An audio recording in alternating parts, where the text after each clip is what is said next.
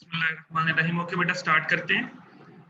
Last class के अंदर जो हमने टॉपिक स्टार्ट किया था उसके बारे में थोड़ा सा मैं आप लोगों को ओवरव्यू दे देता हूँ कि हमने क्या क्या चीजें उसमें डिस्कस की थी।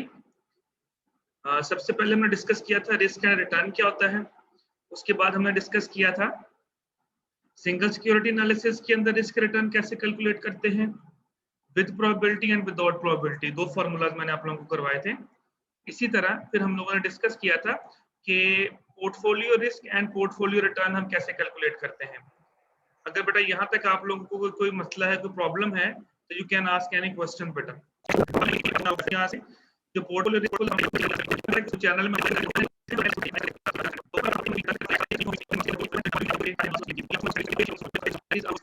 इसी तरह आज का जो हमारा टॉपिक है दैट टॉपिक की पढ़ा हुआ जी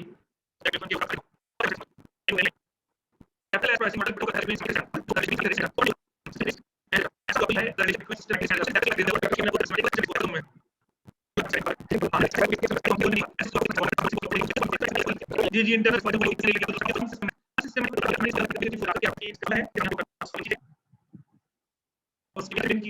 लोगों ने फॉर्मूले एंड दैट इज द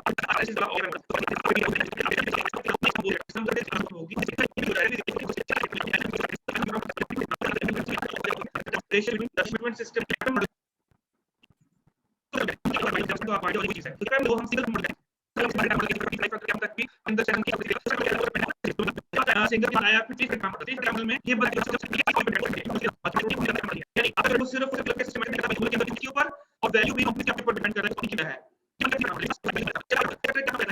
इसके बाद 5 फैक्टर आया। 5 फैक्टर के अंदर उसमें जो है जो एबिलिटी है वो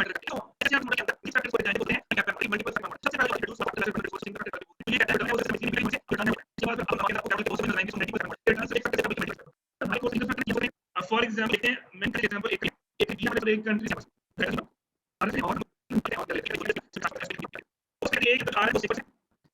है वो भी 6 पर जो आगे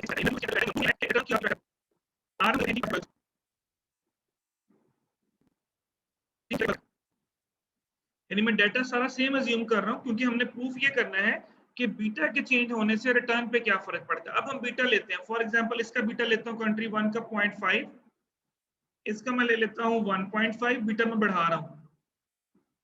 चलिए इसको हम तरतीब वाइज ले लेते हैं, इसको हम 1 ले लेते हैं और इसको हम ले लेते हैं 1.5। ओके, ये तीन बेटा मैंने कंट्रीज अज्यूम की।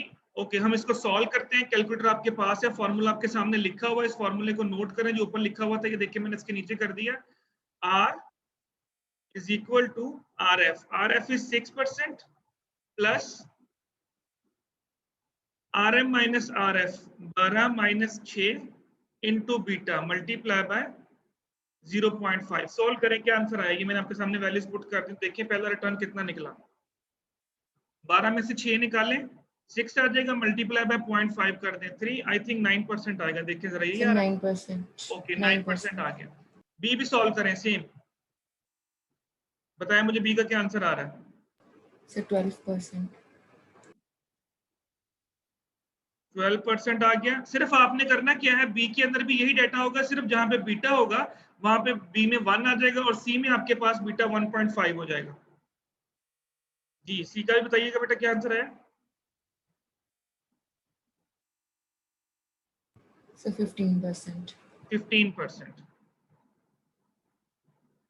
ओके जी, ये जस्ट मैंने एग्जांपल इसलिए ली कि आप लोगों को जस्ट थोड़ा सा जो कॉन्सेप्ट है वो क्लियर करने के लिए मैंने बताना है आपको। अब यहाँ पे देखिए कंट्री ए का आंसर निकला 9%, कंट्री बी का आंसर निकला 12%, कंट्री सी का आंसर निकला 15%। सेम डाटा है, सिर्फ और सिर्फ चेंज किया है, चेंज सिर्फ बीटा के अंदर है। इसका मतलब ये हुआ कि जैसे जैसे हम बीटा को इंक्रीज करते जा रहे हैं वैसे वैसे जो हमारे रिटर्न्स हैं वो भी इंक्रीज होते जा रहे हैं। तो अभी हमने थोड़ी देर पहले यही चेक किया था कि जो kappa model it shows the relationship between systematic risk and return. तो हम लोगों ने ये भी कॉन्सेप्ट पढ़ा था कि high risk high return, low risk low return, कि जिन कंट्रीज में हाई रिस्क होता है वहां रिटर्न मिलने के चांसेस भी हाई होते हैं। अब मेरा आपसे क्वेश्चन ये है, आप सुनिएगा जरा, क्वेश्चन गौर से सुनिएगा। सिस्टमैटिक रिस्क मैंने बोला वो रिस्क होता है जो कंपनीज के कंट्रोल में नहीं होता, उसमें पॉलिटिकल इंस्टेबिलिटी भी आ जाएगी, गवर्नमेंट पॉलिसीज भी आ सकती हैं। तो ऐसे मुल्क जहां पे सिस्टमैटिक रिस्क ज्यादा है वहां रिटर्न मिलने के चांसेस ज्यादा है। तो क्या ऐसी बात, ये बात सही है? क्यों ज्यादा मिलेगा आपको रिटर्न? वहां पे तो रिस्क ही बहुत ज्यादा है। तो sir high risk high return भी तो है ना, जितनी ज्यादा high invest. Risk high return में है सर, इसलिए। चलिए मैं एग्जांपल को सर थोड़ा और क्लियर करता हूँ। फॉर रिस्क एग्जांपल पॉजिटिव भी पाकिस्तान हो में इस सकता वक्त है, हालात नेगेटिव अच्छे भी हो नहीं है। सकता है। पाकिस्तान में इस वक्त हालात अच्छे नहीं है, हमारी मुआशी जो कंडीशन है वो अच्छी नहीं है, यानी इस वक्त पाकिस्तान में सिस्टमैटिक रिस्क बहुत ज्यादा है। अगर कोई बाहर से आता है तो मैं कहता हूँ कि उसको रिटर्न मिलने के चांसेस ज्यादा है। क्यों? सर इधर स्टेबिलिटी नहीं है, इसलिए सर जो इन्वेस्टमेंट करता है वो एक किस्म का, सर वो ब्लाइंड इन्वेस्टमेंट करता है। उसको पता है कि यहाँ तो सर डेड हो जाएंगे, यहाँ बहुत हाई जंप करेगा, स्टेबल नहीं रहेगा। सही। क्योंकि सर हमारे जो मनी है, पाकिस्तानी रुपी है, वो डेप्रिशिएट की गई होगी। चलिए मैं एप्रिसिएशन की तरफ ना जाएं, सिंपल सिर्फ अभी हम मार्केट कंडीशंस को देखते हैं कि इस वक्त लोग पाकिस्तान आने से डरते हैं कि यहाँ पे एक तो पॉलिटिकल इंस्टेबिलिटी बहुत ज्यादा है, गवर्नमेंट का नया से नया बयान आ जाता है, जिस तरह आजकल वो ग्रीन ग्रुप वाला मसला शुरू हुआ हुआ है, तो इस वक्त स्टेबिलिटी नहीं है, वो पता नहीं पंजाब गवर्नमेंट रहनी है नहीं रहनी, मतलब इस तरह से एक सिचुएशन क्रिएट हुई हुई है। तो क्वेश्चन मेरा ये है कि अगर इस किस्म के मुल्क में जाएंगे आपको, तो वहां पे मैंने कहा रिटर्न कैसे मिलने के चांसेस ज्यादा है। हालांकि हम कहते हैं कि ऐसे मुल्क में जाए, भी प्रूव भी किया हमने कि जिन कंट्रीज में सिस्टमैटिक जहां जहां बीटा ज्यादा होगा वहां पे रिटर्न मिलने के चांसेस भी ज्यादा। देखें, जब बीटा 0.5 था तो रिटर्न 9% था, बीटा 1 हुआ तो रिटर्न 12% हो गया, बीटा 1.5 हुआ तो रिटर्न 15% हो गया। यानी जैसे जैसे सिस्टमैटिक रिस्क बढ़ता जा रहा है, रिटर्न भी बढ़ता जा रहा है। लॉजिकली मतलब वैसे प्रैक्टिकली ये मुझे सही बात नहीं लग रही। वैसे क्या ख्याल है आपका? सर लॉस भी तो इसी तरह बढ़ेगा ना वहां पे। यस, दैट्स अनदर पॉइंट जो भी आप इन्होंने एक्सप्लेन किया कि देखिए हाई रिस्क हाई रिटर्न के साथ हाई लॉस भी किया करें। लाजमी नहीं कि अगर आपने वहां पे जाना है तो आपको हमेशा वहां पे रिटर्न ही मिलेगा, वहां पे लॉस भी हो सकता है। हाँ, रिटर्न कैसे मिल सकता है? जिन कंट्रीज के अंदर सिस्टमैटिक रिस्क ज्यादा होता है वहां पे इन्वेस्टर जाने से डरता है। जब इन्वेस्टर जाने से डरता है तो जो बंदा रिस्क ले लेता है वहां जाने का, तो वहां पे बेटा उसको एक तो कंपटीशन नहीं मिलेगा अगर वो सक्सेसफुल हो जाता है, एक तो उसको कंपटीशन नहीं मिलेगा, फिर मार्केट में उसकी मोनोपोली होगी। That's why high risk will give you high return. Example ले लें बेटा मोबिलिंग की। पाकिस्तान के अंदर जब मोबिलिंग पहली दफा आया था, जो सिम वाला सिस्टम स्टार्ट हुआ था, तो उन्होंने आने का रिस्क लिया पाकिस्तान में और वो सक्सेसफुल हुए। आपको याद होगा, आप लोगों ने सुना होगा कि हमारे बड़ों ने बताया भी होगा आप लोगों को, उस वक्त सिम जो थी वो 10-10 हजार 15-15 हजार की सिम मिला करती थी। कॉल करने पे भी पे करना पड़ते थे, कॉल सुनने पे भी आपको पे करना पड़ता था। वो तो फिर जैसे जैसे कंपटीशन इंक्रीज करता गया तो डेफिनेटली फिर आपकी जो प्रॉफिटेबिलिटी है वो डिक्रीज करती गई। तो जितना पैसा मोबिलिंक ने पाकिस्तान से कमाया अभी तक किसी कंपनी ने नहीं कमाया होगा, क्योंकि उस वक्त उनके पास मोनोपोली थी और वो ब्लैक में सिमें बेचा करते थे। सेम इसी तरह अगर वो पाकिस्तान में आते और वो सक्सेसफुल ना होते तो बेटा उतना ही उनको फिर लॉस होने का भी चांस था। तो लाजमी नहीं, हाई रिस्क हाई रिटर्न के साथ हमेशा हाई लॉस को भी देखा करें। So this is the concept of CAPM model which shows the relationship between systematic risk and return. चलिए अब मैं कुछ थोड़ा सा डाटा आपके सामने चेंज करूंगा कि इस क्वेश्चन के अंदर क्या क्या चीजें आपको कैलकुलेट करने के लिए आ सकती हैं। मैं आपके सामने कुछ डाटा यहाँ पे भी पुट करूंगा। बाकी आपकी जो बुक है इसका चैप्टर नंबर 5 हम डिस्कस कर रहे हैं, उसके अंदर कैपएम के कुछ छोटे छोटे क्वेश्चन होंगे, वो आप कर भी लीजिएगा। अदरवाइज आपको यहाँ पे मैं कॉन्सेप्ट सारे समझा दूंगा कि कैसे आप लोगों ने करना है। अच्छा, फॉर एग्जाम्पल मैं कहता हूँ जी आपके पास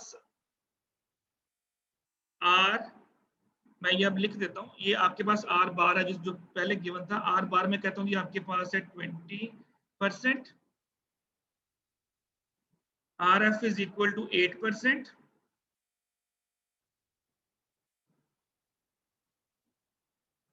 बीटा इज इक्वल टू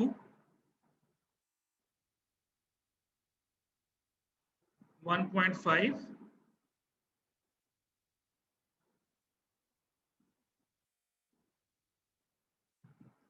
निकाल लेंगे आरएम। कैलकुलेट करें जरा, फॉर्मूला आपके सामने लिखा है, just put the data and calculate the RM.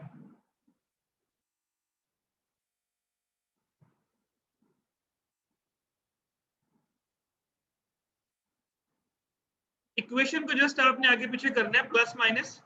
यानी अब कहने का मतलब ये है कि इस फॉर्मूले के अंदर कोई भी चीज आपको पूछी जा सकती है। इवन कि मैं आपसे कह सकता हूँ बीटा कैलकुलेट करें, मैं आपको आरएम दे दूं। मैं आपसे कह सकता हूँ जी आरएफ कैलकुलेट करें, बाकी 3 डाटा मैं आपको दे दूं।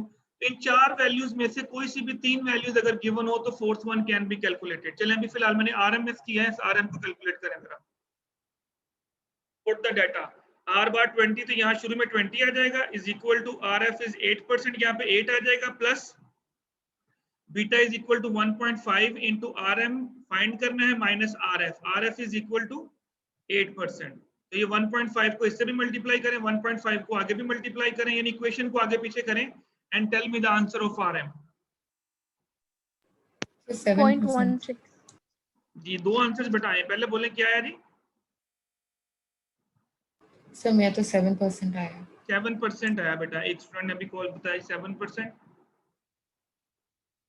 बाकी लोग भी चेक कर लें बेटा। मैं आप लोगों को यहाँ पे अगर आप देखें तो हम आपका बेसिकली पुटिंग ऐसे होगी, मैं यहाँ पुट भी कर देता हूँ।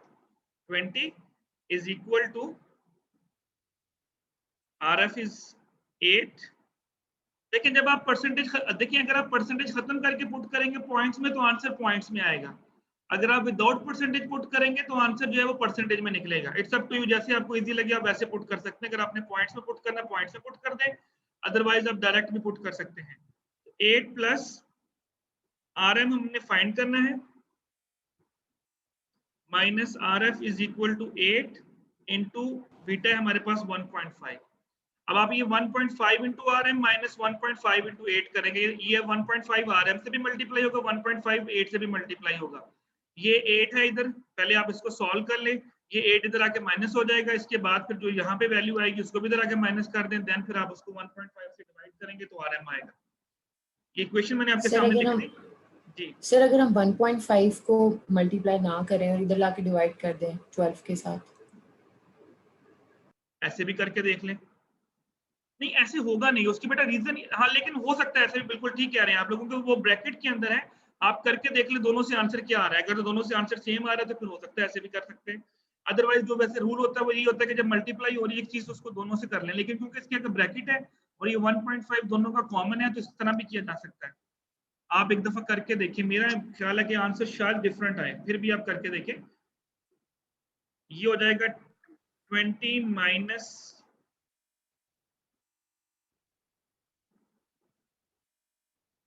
8 हो जाएगा, ये 8 आके इधर माइनस हो जाएगा, इज इक्वल टू सर उससे 16% हो जाएगा, is equal to 1.5 R M minus 1.5 को 8 से मल्टीप्लाई कीजिएगा जरा,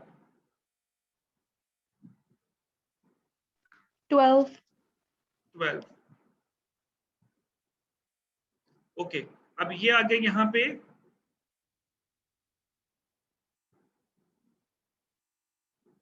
माइनस करके 12 आएगा, 12 और ये माइनस 12 है, ये इधर आके बेटा क्या हो जाएगा, प्लस 12 हो जाएगा। मैं एक स्टेप में कर रहा हूँ, ये जो माइनस 12 है इस तरह, ये 20 में से 8 निकालें 12 आ गया, ये माइनस 12 था इधर आके प्लस 12 हो जाएगा, is equal to 1.5 R M. तो ये हो जाएगा 24 is equal divided by 1.5 which is equal to R M. अब देखिए बेटा क्या आंसर आ रहा है। सर आंसर 16 ही आ रहा है। सर 16 दोनों आ रहा के है? इक्वल से 16 जी। जी सर, 16 ही पहले है भी सर। मेरा 16% इज द राइट आंसर बेटा। देखिए अब मैं आपको थोड़ा सा तरीका बताता हूँ। स्टूडेंट ने कहा था कि अगर हम इस 1.5 को डायरेक्ट लाके यहाँ पे डिवाइड कर दें, यानी 20 पे डिवाइड करने का बेटा बोला था, या माइनस करके डिवाइड करने का बोला था?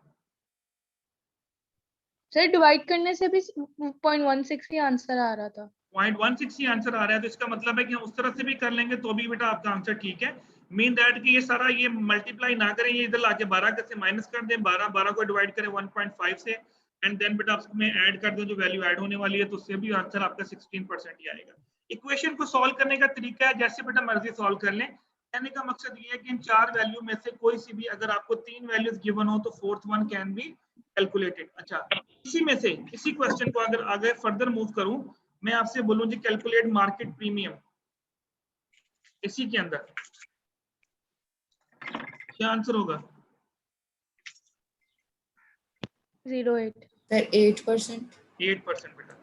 तो मार्केट प्रीमियम का हमारे पास जो फॉर्मूला होता है वो क्या होता है, R M minus R F. R M हमारे पास 16 था अभी जो आपने कैलकुलेट किया, और हमारे पास आर एफ था 8 विच इज इक्वल टू 8%। तो कोई भी क्वेश्चन के अंदर किसी भी चीज को बेटा आपके लिए मिसिंग किया जा सकता है। इवन कि मैं अगर आपको वैल्यूज दे दूं, आर की दे दूं, आर एम की दे दूं, आर एफ की दे दूं और मैं आपसे कहूं बीटा कैलकुलेट करें, तो बीटा भी हम इसी तरह से कैलकुलेट कर सकते हैं, बीटा भी मिसिंग आ सकता है। तो इस पूरे टॉपिक के अंदर कोई भी चीज चार में से कोई भी तीन वैल्यूज अगर गिवन हो तो fourth one can be calculated. Understand बेटा? यहां तक कोई प्रॉब्लम? एनीवन एनी कंफ्यूजन बेटा?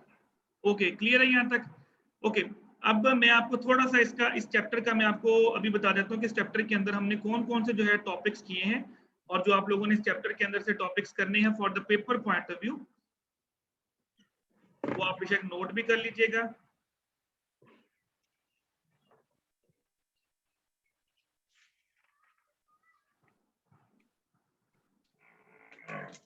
ओके बेटा, इस चैप्टर के अंदर बेसिकली तीन टॉपिक हमने मेन तीन टॉपिक किए हैं जो मैं मेजर कैटेगरीज में इसको डिवाइड करूंगा। पहला टॉपिक बेटा हमारा होगा single security risk and return का, single security risk and return, जिसके अंदर मैंने आपको रिस्क कैलकुलेट करने का फार्मूला और रिटर्न कैलकुलेट करने का फार्मूला बताया था। यानी अगर आपके पास एक सिक्योरिटी हो, पेप्सी हो गया, कोक हो गया, नेस्ले हो गया, और उसके आपके पास रिटर्न गिवन हो, प्रीवियस रिटर्न गिवन हो, तो कैसे आप उसका रिटर्न और रिस्क कैलकुलेट करेंगे? By using to formulas.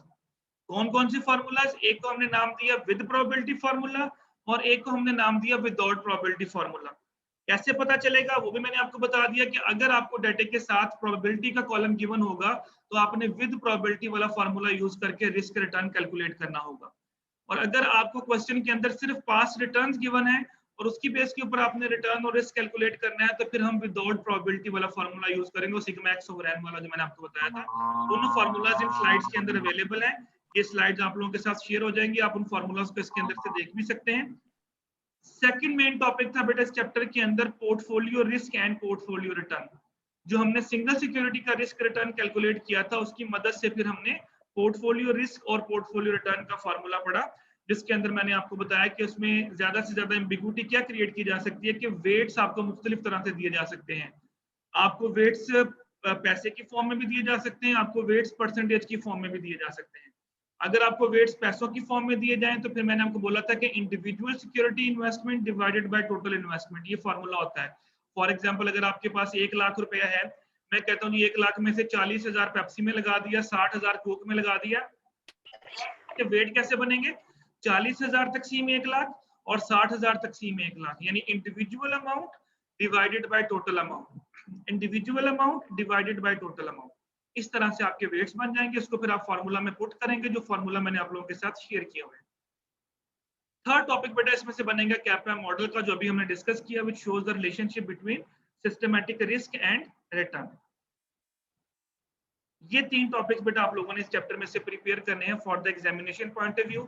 इनको कीजिएगा, कोई प्रॉब्लम हो, ना समझ आए किसी चीज की, लेक्चर्स आपके सारे के सारे अपलोडेड हैं उसके ऊपर, लेक्चर्स को सुन लीजिएगा, फिर भी ना समझ आए तो फिर भी आप मुझसे क्लास में डिस्कस कर सकते हैं। अभी इस यहाँ तक कोई बात पूछनी है तो बेटा आप पूछ सकते हैं। Anyone any confusion? क्लियर है बेटा?